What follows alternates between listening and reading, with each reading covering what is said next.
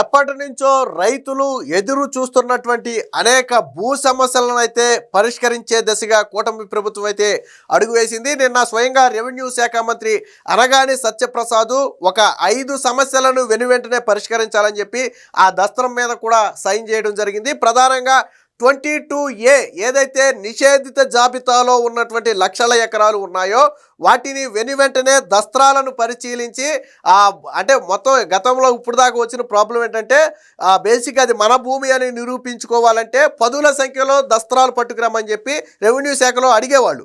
So ఇప్పుడు అలాంటి అవసరం లేదు. వాళ్ళు అంటే ప్రభుత్వం సూచించిన దస్త్రాల్లో ఏదో ఒక దస్త్రం ఉంటే వెంటనే అధికారులే దాని మీద నిర్ణయం తీసుకుని దానిని నిషేధిత జాబితా నుంచి తొలగించాలి. అంతేగాని పదే పదే దస్త్రాల కోసం ఆఫీసుల చుట్టూ తిప్పొద్దని చెప్పి నిన్న స్వయంగా రెవెన్యూ శాఖ మంత్రి అధికారులకు ఆదేశాలు ఇవ్వడం, దానికి సంబంధించి దస్త్రం మీద సైన్ కూడా చేయడం జరిగింది. ప్రధానంగా మాజీ సైనికోద్యులు కావచ్చు లేదా ప్రస్తుత సైనికులు కావచ్చు ఎవరైతే ఉన్నారో వారికి ఇచ్చినటువంటి భూముల విషయంలో కావచ్చు లేదా 1954 కంటే ముందే రిజిస్టర్ అయ్యారు అని నిరూపించగలిగే అవకాశం ఉన్నటువంటి భూములు కావచ్చు, అలాగే ప్రైవేటు పట్టా భూములు. సో ప్రధానంగా ఇక్కడ సమస్య ఇదే. ప్రైవేటు పట్టా భూములు అంటే మనలాంటి పట్టా భూములన్నీ కూడా ప్రైవేటు పట్టా భూములుగానే చెప్పుకుంటాం.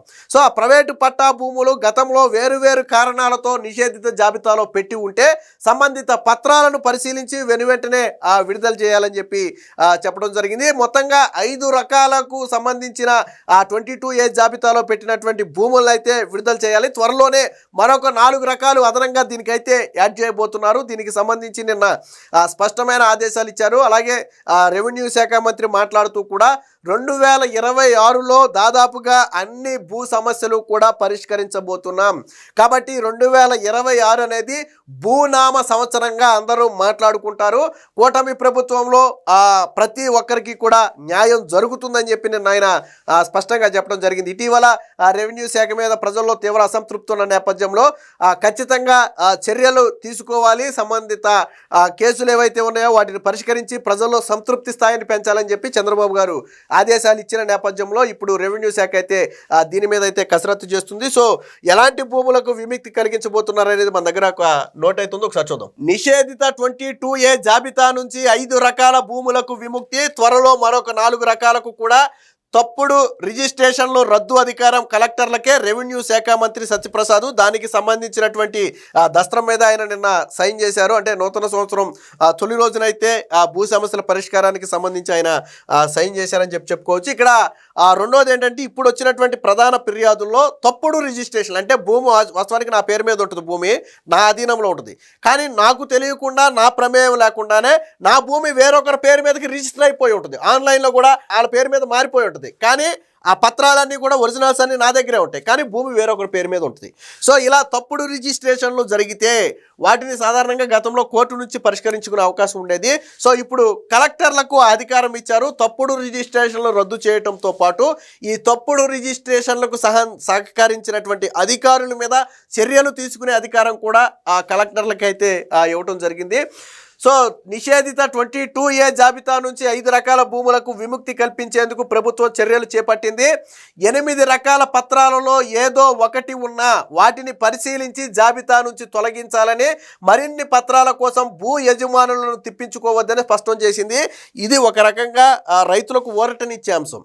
సాధారణంగా అవన్నీ భూములన్నీ ఎప్పుడో 50 ఏళ్ళు 60 ఏళ్ళ క్రితం సంబంధించినటువంటి భూములు అయి ఉంటాయి. ఇప్పటి వరకు మా పేర్ల మీద రిజిస్టర్ అవుతూ వస్తాయి. ఇప్పుడు ఇబ్బంది వచ్చినప్పుడు ఏంటంటే ఎప్పటి నుంచో పత్రాలు తీసుకురమ్మంటారు లేదా రకరకాల పత్రాలు తీసుకురమ్మంటారు. సో అవన్నీ ఎక్కడుంటాయో ఎలా తీసుకురావాలో కూడా సాధారణంగా వాళ్ళందరికీ తెలియదు, బట్ భూమి మాత్రం వాళ్ళదే. కాబట్టి ఆ అవకాశం లేకుండా మొత్తంగా ప్రభుత్వం సూచించినటువంటి 8 రకాల పత్రాలలో ఏదో ఒకటి ఉన్నా అది నిజమైనదే, అది ఫ్యాబ్రికేటెడ్ కాదు, అది నిజమైన పత్రమేనని అధికారులు భావిస్తే వెంటనే వారికి న్యాయం చేయాలి. అంతేగాని మిగిలిన పత్రాలు కూడా పట్టుకురండి అని చెప్పి వాళ్ళని తెప్పొద్దని చెప్పి నిన్న స్పష్టంగా అయితే చెప్పడం జరిగింది. రెవెన్యూ శాఖ మంత్రి అనగాని సత్యప్రసాద్ కొత్త సంవత్సరం సందర్భంగా గురువారం సంబంధిత పత్రంపై సైన్ చేశారు. అనంతరం సచివాలయంలో విలేకరుల సమావేశంలో మాట్లాడారు. ప్రైవేటు భూములేవి కూడా నిషేధిత జాబితాలో ఉండటానికి వీల్లేదు. చొక్క భూములు రీసర్వే తర్వాత నిషేధిత జాబితాలో చేర్చిన సర్వీసు ఇనాం తదితర మరొక 4 రకాల భూములపై త్వరలో జరిగే మంత్రివర్గ సంఘంలో చర్చించి తొలగిస్తాం. ఫ్రీ హోల్డ్ భూములపై ఫిబ్రవరిలో నిర్ణయం తీసుకుంటాం. తప్పుడు రిజిస్ట్రేషన్లు రద్దు చేసే అధికారాన్ని కలెక్టర్లకు అప్పగిస్తున్నాం. వాటికి కారణమైన అధికారులపై చర్యలు తీసుకునే అధికారము కలెక్టర్లకే ఇస్తున్నాం. శుక్రవారం అంటే జనవరి 2 నుంచి పట్టాదారు పాసు పుస్తకాలు అందిస్తున్నారు. చిన్న చిన్న తప్పులుంటే సరిచేసి మళ్ళీ ఇంటి వద్దే పట్టాదారు పాసు పుస్తకాలు కూడా మీకు అందిస్తామని చెప్పారు. ఆల్రెడీ మనం మాట్లాడుకున్నాం. దాదాపుగా 22 లక్షల పట్టాదారు పాసు పుస్తకాలు జనవరి 2 నుంచి అంటే ఈ రోజు నుంచి మొదలుపెట్టి జనవరి 9 వరకు ఈ వారం రోజుల్లో 22 లక్షల పట్టాదారు పాసు పుస్తకాలు ఇవ్వడానికైతే ఆల్రెడీ సిద్ధమైతే చేశారు. దీనికి సంబంధించిన మరొక వార్త కూడా చూద్దాం. రెవెన్యూ క్లినిక్లు అనేవి సత్ఫలితాలను ఇస్తున్నాయని కూడా చెప్పాడు ఆయన. ఇక సంక్రాంతికి శెట్టివారిపల్లెలో పేదలకు అంటే ఎప్పటి నుంచో దశాబ్దాలుగా ఉన్నటువంటి అన్సెటిల్డ్ ఎస్టేట్ భూ సమస్యలకు పరిష్కారం చూపడం ద్వారా 2111 పేద కుటుంబాలకు న్యాయం చేయనున్నారు. సంక్రాంతికి చంద్రబాబు గారి చేతుల మీదుగా వారందరికీ కూడా పట్టాలు అందిస్తబోతున్నట్టుగా చెప్తున్నారు. అందుకనే ఈ ఏడాది భూనామ సంవత్సరం అవుతుందని కూడా ఆయన చెప్పారు. సో నిషేధిత జాబితా నుంచి తొలగించే భూములు ఏవి అనేది మనం ఒకసారి పరిశీలిస్తే ఫస్ట్ 5 రకాల భూములు అయితే తొలగించాలన్నారు కదా. 5 రకాలు మనం ఒకసారి ఇక్కడ చూద్దాం. ప్రధానంగా స్వతంత్ర సమరయోధులు, రాజకీయ బాధితులకు గతంలో ఇచ్చినటువంటి భూములు నిషేధిత జాబితాలు ఉంటే వాటిని తొలగించాలి 1. అలాగే మాజీ సైనికోద్యోగులు, ప్రస్తుత సైనిక ఉద్యోగులకు ఇచ్చినటువంటి భూములు నిషేధిత జాబితాలో ఉంటే వాటిని తొలగించాలి. అలాగే 1954 జూన్ 18కి ముందే అసైన్ చేసిన భూములు ఏవైనా ఉన్నాయి అని నిరూపించుకోగలిగితే వాటిని నిషేధిత జాబితా నుంచి తొలగించాలి. ఇక ప్రైవేటు పట్టాదారులకు చెందినవి అంటే నేను ఇందాకే చెప్పాను, మన దగ్గర పట్టా ఉండి వేరొకరి పేరు మీద రిజిస్టర్ అయి ఉంటే వాటికి సంబంధించినటువంటి భూములు కూడా ఇక్కడ తొలగించాలి. ఇక ఒకే సర్వే నెంబర్లో ప్రభుత్వ, దేవాదాయ, ప్రైవేటు వ్యక్తుల భూములు ఉంటే ప్రైవేటు వ్యక్తుల భూములకు విముక్తి కల్పించటం.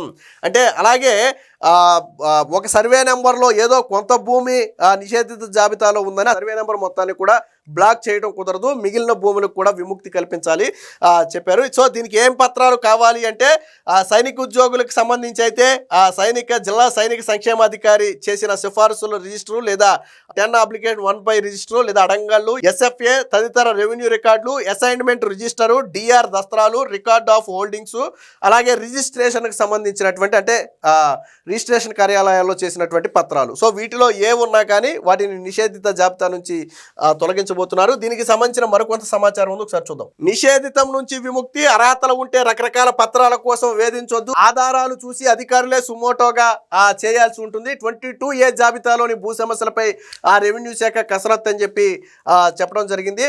సో పలుమార్లు తిప్పడానికి అవకాశం లేకుండా నిషేధిత జాబితాలో చిక్కుకున్న ప్రైవేటు పట్టా భూములకు విముక్తి కలగనుంది. వైకాపా ప్రభుత్వ హయాంలో ప్రైవేటు పట్టా భూములకు నిషేధిత జాబితాలో చేర్చారు. అందులో నుంచి తొలగించాలంటే రకరకాల పత్రాలు కావాలంటూ అధికారులు సతాయిస్తున్నారు. ఇకపై ఇలా 10 సార్లు తిప్పడానికి, అర్జీలు తిరస్కరించడానికి వీలుండదు. వైకాపా ప్రభుత్వ హయాంలో రీసర్వే సమయంలో సర్వీసు ఇనాం భూముల్ని 22A జాబితాలో చేర్చి ఉంటే వాటిని వెంటనే నిషేధిత జాబితా నుంచి తొలగించాలి. ముఖ్యంగా వైసీపీ హయాంలోనే ఈ 22A బాధితులు ఎక్కువ ఉన్నారు. ఎందుకంటే వాళ్ళ మాట వినపోతేనే, వాళ్ళకు అనుకూలంగా వ్యవహరించకపోతేనే ఆ భూముల్ని 22A జాబితాలు అంటే నిషేధిత జాబితాలో చేర్చేశారు. సో అలాగే రీసర్వే సమయంలో కూడా కొన్ని భూములు నిషేధిత జాబితాలో చేర్చారు. వాటిని వెంటనే విడుదల చేయాలని చెప్పి నిన్న ఆదేశాలు కూడా ఇచ్చారు. ఇక చిక్కుముడుల్లో లక్షల ఎకరాలు రెవెన్యూ లో రాష్ట్ర వ్యాప్తంగా వెంటాడుతున్న సమస్యల్లో 22A అనేది కీలకం.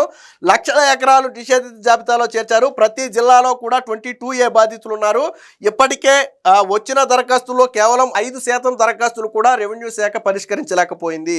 సో ఇదే అతిపెద్ద సమస్యగా మారుతుంది. ఇక ఇనాం భూములైతే సుమోటాగా తొలగించాల్సిందే. గ్రామ సర్వీసు ఇనాం భూములు 1.37 లక్షల ఎకరాలు చిక్కుల్లో ఉన్నాయి. వాటికి సంబంధించిన పరిష్కార మార్గాలను అయితే ప్రభుత్వం రూపొందించింది. ఇప్పటికే జారీ చేసిన రైతువారీ పట్టాలు చెల్లుబాటు అవుతాయి. అన్ని రెవెన్యూ రికార్డుల్లో పట్టాదారులు, వారి వారసులు, కొనుగోలుదారుల వివరాలన్నీ నమోదు చేయాలి. 2013 చట్టం కంటే ముందు రైతువారీగా మార్చిన పట్టా భూముల్ని 310 జీవో ద్వారా తిరిగి రైతువారీగా పునరుద్ధరించారు. వాటిని మరోసారి 22Aలో చేర్చకూడదు. రీసర్వే సమయంలో సర్వీసు ఇనాం భూముల్ని 22A జాబితాలో చేరిస్తే అధికారులే స్వచ్ఛందంగా వాటిని తొలగించాలి. ఇది ప్రధానంగా వైసీపీ అప్పుడు బాధితులు.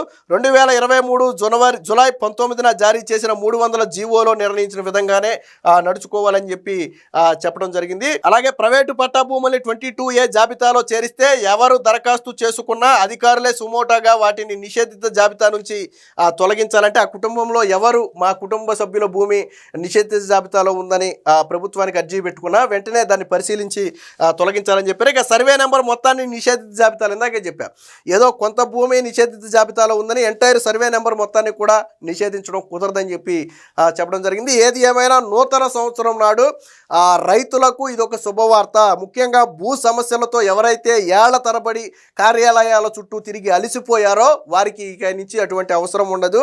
ఏదో ఒక పత్రం, ప్రభుత్వం నిర్ణయించిన 8 పత్రాల్లో ఏ ఒక్క పత్రం ఉన్నా సరే మీ భూములకు ఇక విముక్తి కలగబోతుంది. ఖచ్చితంగా ఇది రైతులకు అతిపెద్ద వరంగానే చెప్పుకోవచ్చు.